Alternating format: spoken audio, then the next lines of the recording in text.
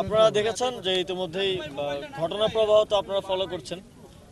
এর মধ্যে হাই কমিশনে আমাদের ডেপুটি অ্যাসিস্ট্যান্ট হাই কমিশনে হামলার ঘটনায় ভারতীয় অ্যাম্বাসেডরকে তলব করা হয়েছে এবং তারা দুঃখ প্রকাশ করেছে।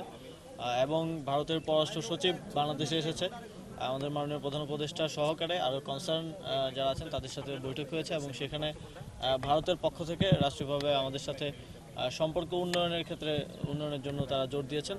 তবে আমাদের দিক থেকে যেটা বলা হয়েছে সেটা হচ্ছে আমাদের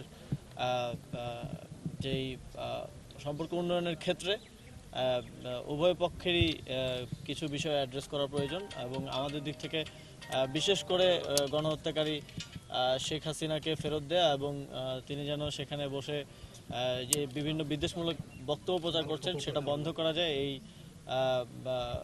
এই কথাটি বলা হয়েছে। এর পাশাপাশিও আরও কিছু ইস্যুস যেগুলো আপনারা জানেন, আমাদের রেগুলার ইস্যুস তিস্তা সহ যেই পানির বন্টন সহ যেই সমস্যাগুলো সেগুলো অ্যাড্রেস হয়েছে, সেগুলো নিয়ে কথা হয়েছে।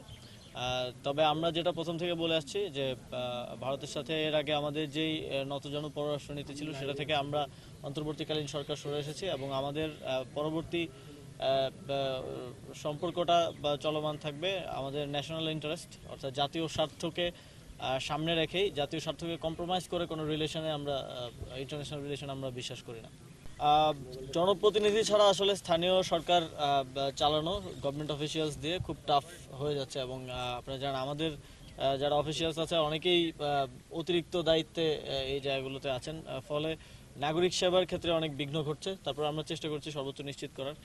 সেজন্য আমার তো চাওয়া এটাই থাকবে এবং অলরেডি স্থানীয় সরকার সংস্কার কমিশনের যিনি প্রধান তিনিও বলেছেন যে স্থানীয় সরকার নির্বাচনটা প্রয়োজন।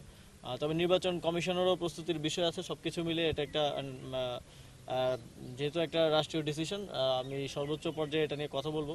ইলেকশন কমিশন মোটামুটি ভোটার হালনাগাদ সহকারে যেই বেসিক জিনিসগুলো সেগুলো শেষ করলে আমরা হয়তো একটা স্থানীয় সরকার নির্বাচনের কথা ভাবতে পারি। ইতিমধ্যে কথা হচ্ছে আপনারা জানেন এটা একটা অনেক বড় ডিসিশন। এর সাথে আরো অনেক কিছু জড়িত, যেহেতু একটা ডিভিশন হলে সেখানে প্রত্যেকটা অধিদপ্তর মন্ত্রণালয়ের সব অবকাঠামো করতে হয়, অনেক এখানে আর্থিক সংশ্লেষেরও বিষয় আছে। তো এখানে অনেক স্টেক হোল্ডার্স আছে এই ডিসিশনটা নেওয়ার ক্ষেত্রে। তবে আমি আশাবাদী যে খুব দ্রুত সময়ের মধ্যে এই বিষয়ে আমরা একটা সিদ্ধান্তে আসতে পারবো। Thank you.